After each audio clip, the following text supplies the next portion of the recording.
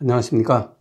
제가 직전 동영상에서 항암제의 인체 영향, 항암제를 받게 되면 암세포가 사멸하는 기전, 그리고 우리 인체의 아주 중요한 장기에서 새로운 암이 발병한다 라는 사실을 상세히 설명드렸습니다. 자, 이러한 설명을 드리면 일부에서는 이런 반론을 하십니다. 내 주변에는 항암제를 받고도 생존한 사례가 있다, 이렇게 말씀을 하십니다. 실제로 항암제를 받고도 생존한 사례가 있습니다. 제 주변에도 있습니다. 항암제를 받고도 생존한 사례가 몇몇 있다고 해서 항암제가 암을 극복하는 데 도움이 된다는 논리가 성립하느냐 하는 것인데요, 절대 그렇지를 않습니다. 항암제를 받은 사람이 상당히 많죠. 1년에 약 23만 명의 암 환자가 발생하는데 그중 대다수, 최소 90에서 95%는 항암제를 받습니다. 그러니까 한 해에 최소한 20만 명 정도의 암 환자가 항암제를 받아요. 그 가운데 생존한 사례가 몇몇 있다고 해서 항암제가 암을 극복하는 데 도움이 된다 라고 주장할 수는 없다는 얘기죠.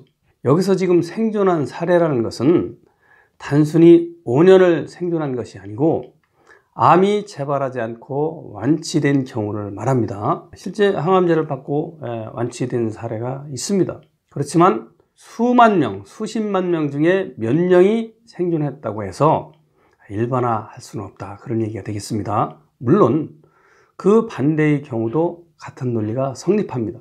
항암제를 거부하고 생존한 사람이 몇몇 있다고 해서 항암제를 거부하는 것이 더 이롭다 라고 주장할 수도 없다는 얘기죠. 자, 우리가 어떠한 사례를 가지고 일반화하려면 최소한 그 사례의 결과가 어떻게 나왔는지 자세한 메커니즘, 기전을 밝혀야 됩니다. 기전이 없으면 그것이 과연 그 항암제 때문에 아니면 항암제를 거부했기 때문에 생존했는지 다른 이유가 있었는지를 정확히 알 수가 없다는 얘기죠. 자, 그래서 기본적으로 기전을 밝혀야 합니다. 저는 직전에 항암제를 받으면 왜 빨리 사망하게 되는지 그 상세 이유를 밝혀드린 바가 있습니다. 자, 그런데 우리가 논리가 좀 부족하면 실제는 자신이 주장하는 바가 맞는데도 불구하고 기전을 밝힐 수가 없는 경우도 있습니다.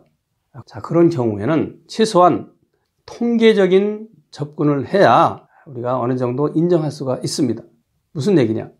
항암제를 받은 사람이 몇 명이 있는데 몇 명이 5년 내에 재발하지 않고 암을 극복했다 라는 통계를 제시해야 되고요.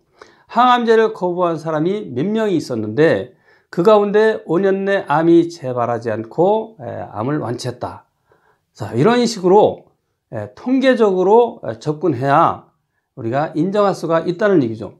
그런데 지금까지 단 한 번도 전 세계 의학계 그 누구도 항암제를 받은 사람과 항암제를 거부한 사람의 생존 비율을 통계를 만들어서 제시한 바가 없습니다. 그러니까 그런 통계적 사실이 없이 일방적인 주장, 일부 사례를 가지고 주장하는 것은 대단히 곤란하다, 그런 얘기가 되겠습니다. 자, 그렇다면 항암제를 받으면 생존할 수 있다라는 사람들의 주장은 기존도 없고 통계적인 자료도 없습니다. 그러니까 이것은 논란이 따를 뿐이죠. 그래서 제가 나름대로의 통계적인 자료를 여러분들에게 제시해 보도록 하겠습니다. 그동안 각종 방송 자료에 나온 암을 완치한, 극복한 사람들을 제가 자료를 모아봤는데요. 20명을 모아봤습니다. 20명에 대해서 분석해 보았는데요. 20명 중에서 항암제를 받은 사람은 4명이었습니다. 그리고 16명은 항암제를 거부했거나 혹은 항암제를 받을 수 없는 상태에서 포기한 사람들이었습니다. 자, 그런데 이 수치를 비교해 보면 항암제를 받은 사람보다 항암제를 거부했거나 항암제를 받지 않은 그 사람의 수가 4배가 더 많습니다. 그렇지만 이것은 모집단 수가 다르잖아요. 그래서 모집단 수를 같은 수로 환산해 보겠습니다. 지금 암 확진을 받은 후에 항암제를 받은 경우와 항암제를 거부한 그 경우가 몇 퍼센트인지 정확한 통계는 없습니다. 대략적으로 볼 때 최소 90%에서 95%는 항암제를 받는 것으로 이렇게 알고 있습니다. 모집단수를 환산해 보면 항암제를 받은 사람보다 항암제를 거부한 사람의 생존 비율이 4배나 더 숫자가 많다고 했는데, 모집단을 동일하게 환산해서 비교해 보면 항암제를 거부한 사람의 수에 최소한 10배에서 20배를 더 곱해야 형평이 맞습니다. 그렇다면 항암제를 거부한 사람이 항암제를 받은 사람보다 4배나 더 많기 때문에 여기에 10에서 20배를 곱하면 최소 40배에서 80배는 더 많다, 이렇게 볼 수가 있다는 얘기죠. 물론 이 자료들은 방송에 나온 자료, 주치의가 이분은 암이 완치되었습니다, 5년 동안 재발하지 않고 완치되었습니다 라고 판정을 내린 분들인데요, 방송에 나온 사람들이 항암제를 거부한 사람 위주로 나왔는지 그것은 알 수는 없습니다. 그냥 무작위로 추출해서 제가 통계를 만들어 본 것입니다. 그리고 여기서 지금 항암제를 받았다고 하는 4명들도 그 사례를 자세히 들어보니까 항암제만 받은 것이 아니고 나름대로의 그 암의 원인을 제거하는 조치를 예외 없이 취했습니다. 어떤 분은 항암제를 받을 수 없는 상황에서 지리산에 올라가서 매일 40km씩 등산을 했다, 이런 분도 계시고요. 또 어떤 분은 인삼을 꾸준히 섭취했다, 이런 분도 계시고요. 나는 흑마늘을 섭취해서 암이 나았다, 이렇게 주장하는 분도 계십니다. 물론 그들의 주장도 정확히 다 맞는 것은 아닙니다. 왜냐? 그것이 전부가 아니죠. 다른 또 암의 원인이 되었던 것을 자신도 모르는 상태에서 생활의 패턴에 변화를 주었던 것입니다. 그러니까 실제로 생존한 20명 모두는 암의 원인을 제거했기 때문에 생존했습니다. 의료 당국에서 조사하면 좋은데 안 하니까 제가 나름대로 제가 할 수 있는 범위 내에서 이렇게 분석을 해 드리는 것입니다. 참고만 하시기 바랍니다. 자, 그렇다면 항암제를 받고도 생존한 사람들은 어떤 사람인가를 분석해 보도록 하겠습니다. 자, 그분들은 어떻게 해서 생존했는지 그 이유를 밝혀보도록 하겠습니다. 첫 번째, 항암제를 받고도 생존한 사람들은 예외 없이 항암제 이외에 암의 원인을 제거하는 조치를 취했다는 얘기죠. 암에서 생존한 사람 중에 항암제를 받았는데 그분에게 물어보십시오. 당신이 항암제만 받고 다른 생활의 변화를 주지 않았습니까? 한번 물어보십시오. 단 한 명도 예외 없이 제가 항암제를 받고 죽을 뻔했습니다, 그런데 항암제를 받으면서 저는 이러한 조치를 취했습니다. 등산을 했다, 숲속 생활을 했다, 아니면 항산화 식품을 꾸준히 섭취했다, 운동을 했다, 금연 금주를 했다, 스트레스 관리를 잘 했다, 여러 가지 나름대로의 조치를 취한 분들이십니다. 그러니까 항암제로 인해서 생존한 것이 아니라 암의 원인을 제거한 생활의 패턴의 변화를 주었다는 얘기예요. 자, 이 부분을 오해하시면 안 된다, 그런 얘기가 되겠습니다. 두 번째, 항암제를 받고도 생존한 사람들은 어떤 사람들이냐? 본래부터 건강한 사람들입니다. 우리나라의 암 환자의 약 80%는 영기에서 일기사입니다. 증상조차 없는 건강한 사람들이에요. 이런 분들은 항암제를 받아도 생존할 가능성이 상대적으로 높습니다. 또 그분들 역시 항암제만 받고 끝나지 않아요. 어떻게 해야 암이 재발하지 않는가 라는 정보를 입수해서 여러 가지 생활의 패턴의 변화를 줍니다. 두 가지가 합쳐져서 생존한 것이지 항암제를 받았기 때문에 생존했다, 그것은 절대 아니라는 얘기죠. 여러분들이 흔히 듣는 이야기가 이런 얘기를 듣지 않습니까? 너무 암이 중하거나 노약자들은 항암제를 사용할 수가 없습니다, 그런 얘기 듣잖아요. 대표적으로 수년 전에 아주 유명한 여배우죠, 엄앵란 씨가 유방암에 걸렸는데 주치의가 방송에 나와서 무엇라고 얘기했느냐? 엄앵란 선생님은 나이가 많아서 항암제를 피해 갔습니다, 이렇게 말을 했어요. 그 의미를 여러분들이 잘 새겨들어야 합니다. 나이가 많아서 항암제를 쓸 수 없었다는 것은 나이가 많은 사람들은 항암제를 쓰면 곧바로 죽는다는 얘기예요. 그렇다면 젊고 건강한 사람도 항암제를 쓰면 해롭다는 얘기입니다. 단지 젊고 건강하기 때문에 항암제를 써도 5년 내에 죽지 않는다는 얘기예요. 5년을 버틴다는 얘기입니다. 그리고 그 당시에 엄앵란 씨가 출연한 방송에 암을 적극적으로 발견해서 항암제를 사용하면 이렇게 생존할 수 있습니다 라는 방송을 했어요. 그런데 그 방송에 나온 사례자들의 이야기를 자세히 들어보면 항암제를 받으면 모두 죽습니다 라는 얘기를 하고 있습니다. 한번 사례를 보시기 바랍니다. 수술을 같은 날짜에 했던 사람들이 거의 다 죽었어요. 3년 만에도 죽고 5년 만에도 죽고 7년 만에 다 죽더라고요. 네, 여기 사례자들은 대부분 모두 유방암 환자들입니다. 유방암은 그다지 위험한 병이 아니에요. 뇌에 산소를 공급하는데 거의 영향을 주는 장기가 아닙니다. 그럼에도 불구하고 대부분 사망했다는 거예요. 왜? 항암제를 받았더니 사망했다, 그 얘기입니다. 예, 뭐 통계적인 자료는 아닙니다만 주변에서 한번 들어보십시오. 항암제를 받으면 대부분 사망하게 되어 있습니다. 그 논리를 제가 앞서 설명드렸지 않습니까? 세 번째, 아니 무슨 얘기합니까? 제가 아는 사람은요, 폐암, 간암, 골수암이었는데 항암제 받고 생존한 사람이 있습니다. 이렇게 주장하는 분이 계시죠? 예, 물론 있습니다. 저도 그런 사례를 알고 있습니다. 방송에도 가끔 나옵니다. 그러면 그런 분들이 항암제를 받았는데 그렇다면 항암제 때문에 생존했을까요? 아닙니다.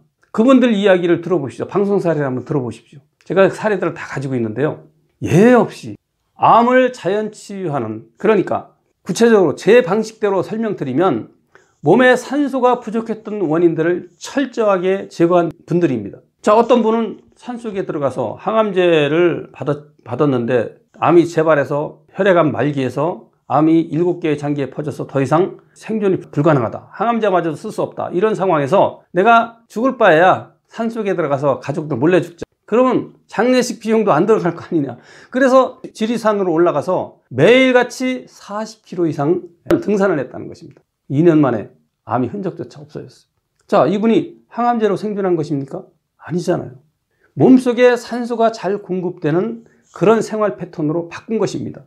예, 산속에 들어가니까 기본적으로 산소의 농도가 높죠. 그리고 땀을 흘리니까 노폐물이 빠져나오고 혈액이 맑아지죠. 순환이 좋아지니까, 혈액순환이 좋아지니까 산소가 잘 공급되죠. 거기에다가 세상만사 모든 욕심은 다 버리고 힐링이 되니까 몸에 활성산소가 줄어들어서 역시 또 산소가 잘 공급되죠.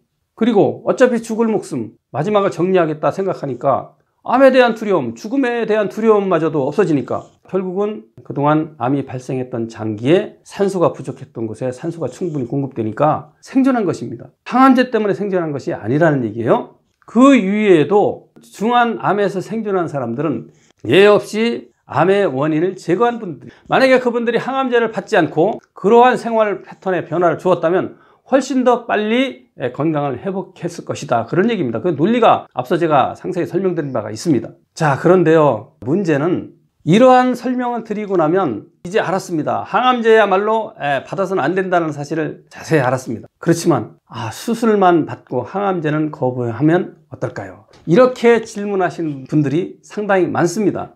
나름대로 의미가 있습니다. 수술은 해야 될 그 상황이 있고 해서는 안 되는 상황이 있는데 그 부분은 다음에 제가 설명드리도록 하고, 오늘은 수술을 받으면 어떻게 되는지 결과만을 말씀을 드리고 수술만 받고 항암제를 거부할 수 있느냐 하는 부분에 대한 설명만 드리도록 하겠습니다. 자, 예를 들어서 수술을 받았어요. 그리고 항암제를 거부하기로 마음을 먹었습니다. 근데 수술을 받고 나면 한 60% 정도는 2, 3년 내에 재발하게 되어 있습니다. 그러면 필연입니다. 그러면 수술을 받고 나서 몸의 건강 상태가 나빠지고 또 암이 재발하면 주치의나 또는 가족들이 압력이 들어옵니다. 봐라, 수술 받고 난 후에는 암의 재발을 억제하기 위해서 항암제를 써야 돼. 근데 항암제를 안 써서 재발한 거야. 지금이라도 항암제를 받자. 생각해보면 또 맞는 말 같아요. 수술 받고 나 암이 재발하게 되어 있는데 암의 재발을 억제하는 것, 암세포를 죽이는 것이 항암제니까 항암제를 쓰면 암이 억제될 거 아니냐, 그 얘기죠. 그렇지만 앞서 말씀드렸죠, 설명드렸죠. 다른 중요한 장기에서 암이 재발한다는 사실을 제가 상세히 설명드렸습니다. 자, 그러한 사실을 간과하고 당장 수술 주변 부위에 암이 발병하는 것에만 초점을 맞춰서 항암제를 써야 한다라는 권고를 물리치기가 매우 어렵다는 얘기예요. 그래서 결국은 다시 항암제를 받고 안 좋게 되는 사례를 저는 많이 보았습니다. 그래서 자기 논리가 분명하다면 수술을 받아야 하는 경우에 해당하면 수술만 받고 항암제는 받지 않는 것이 가장 좋습니다. 근데 수술을 받을 필요가 없는데도 수술을 받는 것은 물론 해가 됩니다. 그 상세한 내용은 제가 다음번에 설명드리도록 하겠습니다. 결론을 말씀드려 보겠습니다. 항암제는 본래 사람을 죽이는 독성물질입니다. 본래 그렇게 개발된 거예요. 2차 대전 때 독일군이 적군인 벨기에군을 섬멸하기 위해서 만든 머스터드라는 화학병기인데 이 화학병기를 사용하면 몸에서 활성산소가 발생해서 사람이 죽습니다. 자, 거기서 착안을 해서 이 머스터드라는 화학병기의 화학 구조를 조금 변경시켜서 만든 게 항암제입니다. 그 당장 죽지는 않아요. 예, 암세포는 죽고 사람은 당장은 안 죽습니다. 그렇지만 일정 기간 후에 사람이 죽는 것이 항암제입니다. 그런 항암제를 사용하고서 생존할 수가 있겠습니까? 만약에 제 주장에 반박을 하는 의사가 있다면 이런 제안을 해보겠습니다. 암에 걸린 쥐, 건강한 쥐를 각각 항암제를 사용한 경우와 사용하지 않은 경우에 수명을 확인해 보십시오. 항암제를 사용한 경우는 예외 없이 100% 사망합니다. 동물을 죽게 만드는 게 항암제입니다. 이거 아주 간단하지 않습니까? 앞서 제가 언급했지 않습니까? 항암제를 사용한 경우와 거부한 경우에 생존 비율을 모집단을 동일하게 해놓고 한번 조사해봐라. 어렵지 않습니다. 암에 걸린 쥐와 걸리지 않은 쥐를 모델로 해서 항암제를 사용한 경우와 항암제를 사용하지 않은 경우에 수명을 비교해봐라. 곧바로 결과가 나옵니다. 근데 이걸 하지 않잖아요. 한번 해보십시오. 그걸 해보고 과연 어느 경우가 더 수명이 긴지 확인해 보시기 바랍니다. 저는 100% 장담합니다. 항암제를 받은 경우가 훨씬 더 수명이 짧아집니다. 본래 항암제가 그런 약입니다. 의학계가 암이 왜 발병하는지를 원인을 모르고 또 어떻게 하면 암세포를 죽일 것인가에만 초점을 맞춰서 연구한 결과 항암제를 지금 승인을 한 것이지, 이 항암제는 정상세포를 죽이는 거예요. 이것을 지금 승인을 받았다는 이유만으로 지금 표준치료로 사용하는 거예요. 병원에서야 표준치료니까 사용하겠죠.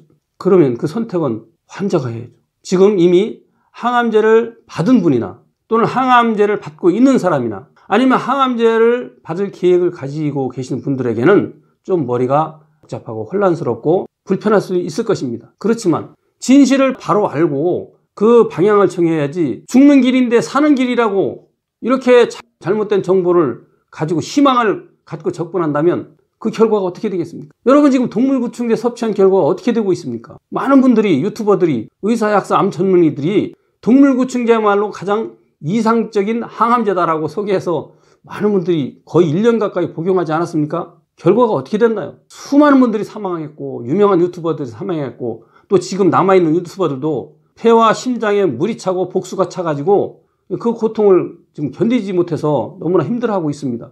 그럼에도 불구하고 일부 유튜버들은 자신의 몸이 지금 죽어가는데도 우리의 희망은 오로지 동물구충제 뿐입니다. 누군가 의사가 와서 동물구충제 이거 희망입니다. 이거 아니고는 치료할 방법이 없습니다. 그럼 그렇죠, 맞죠. 자기가 지금 죽어가는데도 그렇게 얘기하고 있는 거예요. 얼마나 답답한 일입니까? 우리가 희망이라는 것은 진실에 대해서 희망을 가져야지, 진실이 아닌 잘못된 정보에 희망을 가지면 희망이 결국은 절망이 되고 마는 것입니다. 좀 불편하신 분들이 계실지는 모르겠지만 한번 거듭해서 앞에 있는 동영상과 연결해서 반복해서 들어보시기 바랍니다. 오늘 동영상은 이것으로 마치겠습니다. 감사합니다.